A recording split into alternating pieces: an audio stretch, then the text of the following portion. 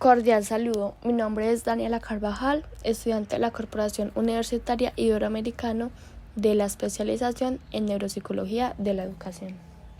Bueno, hoy les hablaré un poco acerca de la corteza orbitofrontal, de la corteza dorsolateral y también de la corteza ventromedial. Bueno, iniciaré con la corteza orbitofrontal, ¿cierto?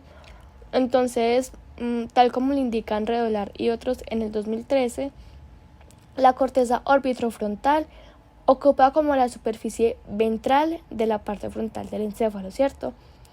Esta se halla dentro de la zona de la corteza prefrontal, la cual recibe proyecciones del núcleo medial magnocelular del tálamo dorsomedial, ¿cierto?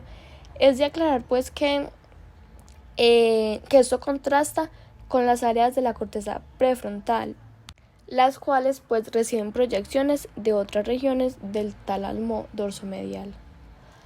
Bueno, entonces hace unos años se hicieron unos análisis citoarquitectónicos, ¿cierto? Pues del cerebro de primates no humanos, y también se realizó en el cerebro de humanos, los cuales fueron pues llevaron a cabo por Brodmann. Y pues nos indicaban que incluía 3 áreas, ¿cierto?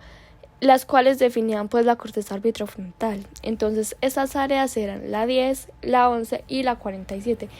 Pero lamentablemente estos análisis de Brodmann no investigaron pues como de la mejor manera la corteza orbitofrontal. Igualmente pues su descripción no era como totalmente consistente entre las especies estudiadas. Entonces, un tiempo después, en los años 40 más o menos, Walker estaba estudiando el cerebro de los primates no humanos, ¿cierto? Y él encontró que la corteza orbitofrontal pues era diferente, ¿cierto? Era como menos homogénea a la que había especificado Brodmann en sus estudios. Entonces, por tal motivo, Walker presentó como una división de la corteza orbitofrontal del macaco cangrejero, ¿cierto?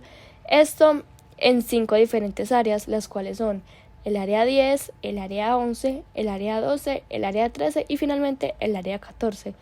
Entonces, dado lo anterior, las áreas 12 y 13 de Walker son pues las que ocupan la superficie lateral y la orbital medial, ¿cierto? Pues respectivamente. En cambio, el área 14 pues él indicaba que estaba ubicada en la convexidad ventromedial cercana al giro recto. Y asimismo pues el área 10 es ocupada el polo frontal y finalmente el área 11 ocupada pues la superficie orbital anterior restante. Bueno, entonces continuando con lo anterior, la corteza orbitofrontal recibe conexiones de las 5 modalidades sensoriales, ¿cierto? Las cuales son el sentido somatosensorial, el olfato, la vista, el gusto y finalmente la audición. Además, esta también presenta pues como conexiones recíprocas con otras estructuras cerebrales, ¿sí? Tales como son la amígdala, el hipotálamo, el hipocampo, el estriado, la ínsula o el opérculo, la corteza cingulada y la corteza prefrontal dorsolateral. Bueno, entonces continuamos con la corteza prefrontal dorsolateral. Entonces, bueno, encontramos la corteza prefrontal dorsolateral, tal como lo indican Redolar y otros en el 2013. Esta recibe la principal entrada de información de la corteza parietal posterior y del surco temporal posterior. Cabe aclarar que esas conexiones son recíprocas.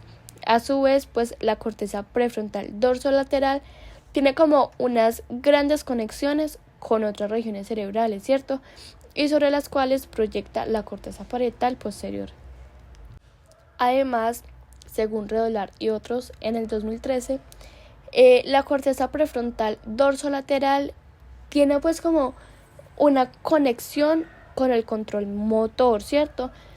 Esta conexión nos ayuda a seleccionar la estrategia que pueda resultar como un poco más conveniente con el fin de poner en marcha el movimiento en función pues de la experiencia previa que pueda tener la persona o el sujeto. Bueno, por otro lado, existen estudios neuropsicológicos también estudios electrofisiológicos y de neuroimagen funcional, esto tanto en humanos como en otras especies, ¿sí? Entonces, estos estudios han indicado que la corteza prefrontal tiene un papel crítico en el funcionamiento de esa red, ¿cierto? Y pues que por tal motivo, en la memoria de trabajo, en el control ejecutivo de nuestra conducta y también pues en la organización. Bueno, entonces, continuando con lo anterior, Redolar y otros en el 2013 indican pues que la corteza prefrontal dorsolateral tiene como la capacidad o la posibilidad de mantener y manipular como de una manera activa, de forma temporal, una pequeña o una mínima cantidad de información. Esto ocurre pues con el fin de que podamos como utilizar en función de las demandas del medio, ¿cierto? Y bueno, por otro lado, Foster en 1997 pudo registrar como la actividad de la corteza prefrontal dorsolateral, en el momento en que los primates no humanos llevaban a cabo una tarea que era realizada con colores, ¿cierto? Entonces, bueno, esa tarea pues era un poco demorada.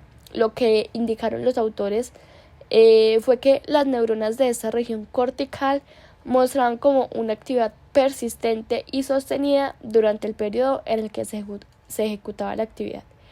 Bueno, además, Redolar y otros en el 2013 indican que la corteza prefrontal dorsolateral contribuye de una manera específica en el aprendizaje de tipo explícito y también pues como en el aprendizaje de tipo implícito, cuando este requiere una secuencia, una organización y una monitorización deliberada de la información.